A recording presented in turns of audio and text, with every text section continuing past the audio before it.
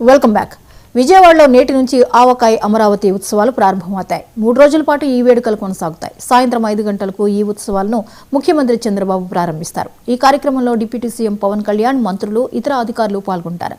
ఉత్సవాల్లో భాగంగా కృష్ణానదిలో హౌస్ బోట్లు ప్రారంభించనున్నారు. కృష్ణానదిలో కేరళ తరహా ఫ్లోటెడ్ హోమ్ బోట్లు ఏర్పాటు చేశారు. పున్నమి ఘాట్ దగ్గర బోట్లను సీఎం చంద్రబాబు ప్రారంభిస్తారు.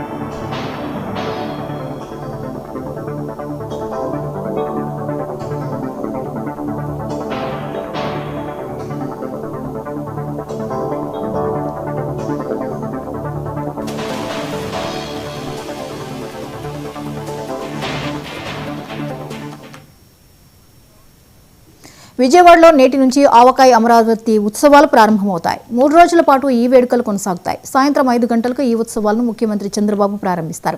ఈ కార్యక్రమంలో డిప్యూటీ సీఎం పవన్ కళ్యాణ్, మంత్రులు, ఇతర అధికారులు పాల్గొంటారు. ఉత్సవాల్లో భాగంగా కృష్ణానదిలో హౌస్ బోట్లు ప్రారంభించనున్నారు. కృష్ణానదిలో కేరళ తరహా ఫ్లోటెడ్ హోమ్ బోట్లు ఏర్పాటు చేశారు. పున్నమి ఘాట్ దగ్గర బోట్లను సీఎం చంద్రబాబు ప్రారంభిస్తారు. ఈ అంశంపై మరిన్ని అప్డేట్స్ ని ఏపీ బ్యూరో చీఫ్ సాంబశివరావు అందిస్తారు. సాంబశివరావు, విజయవాడలో జరగబోయే ఆవకాయ అమరావతి ఉత్సవాలకు సంబంధించిన వివరాలేంటి?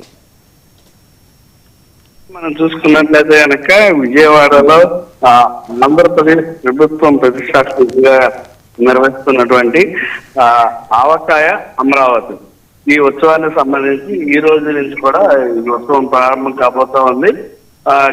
ఈ రోజు నుంచి 10వ తారీఖు వరకు 3 రోజుల పాటు ఈ కార్యక్రమం కూడా పున్నమి ఘాట్లోని భవానీ ద్వీపంలో నిర్వహించబోతున్నారు.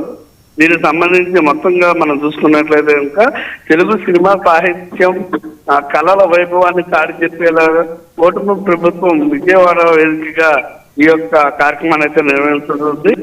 ఈ ఉత్సవాలకు సంబంధించి కందులు దుర్గేష్ కూడా గతంలోనే పోస్టర్ కూడా రిలీజ్ చేయడం జరిగింది. అదేవిధంగా అమరావతి సచివాలయంలో మంత్రి కూడా దీనికి సంబంధించి ఆవిష్కరణ కూడా చేయడం జరిగింది. అదేవిధంగా మొత్తంగా మనం చూసుకున్నట్లయితే ఏపీ పర్యాటక శాఖ కార్స్ సంయుక్తంగా 3 రోజుల పాటు ఈ యొక్క కార్యక్రమాన్ని కృష్ణానది ఒడ్డున పున్నమి ఘాట్లో నిర్వహిస్తున్నారు.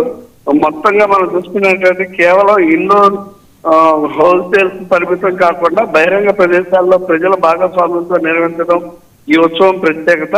ఉత్సవానికి ప్రవేశం కూడా ఉచితంగా కూడా వాళ్ళు ఏర్పాటు చేయడం జరిగింది. అమరావతికి సాహితీ కళ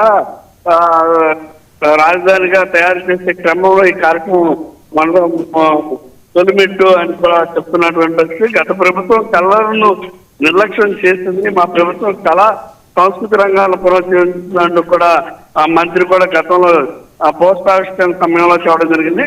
తెలుగువారి రుచులు ఆవకాయ ఉత్సవంలో రుచి చూపిస్తామని మంత్రి కూడా గతంలో తెలియడం జరిగింది. మొత్తంగా జనవరి నెలలోనే గండికోట, అరకు, విశాఖ, ఫ్లెమింగో ఉత్సవాలను నిర్వహిస్తాం.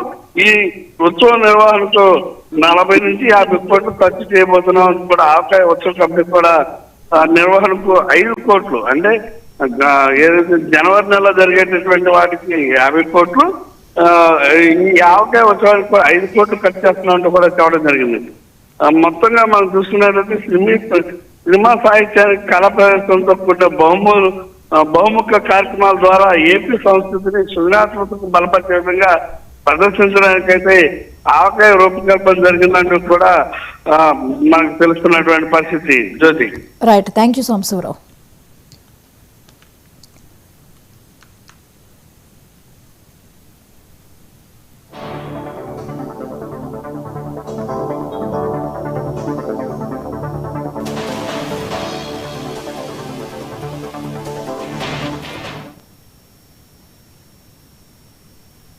వైసీపీ అధినేత మాజీ సీఎం జగన్మోహన్ రెడ్డి ఈవేళ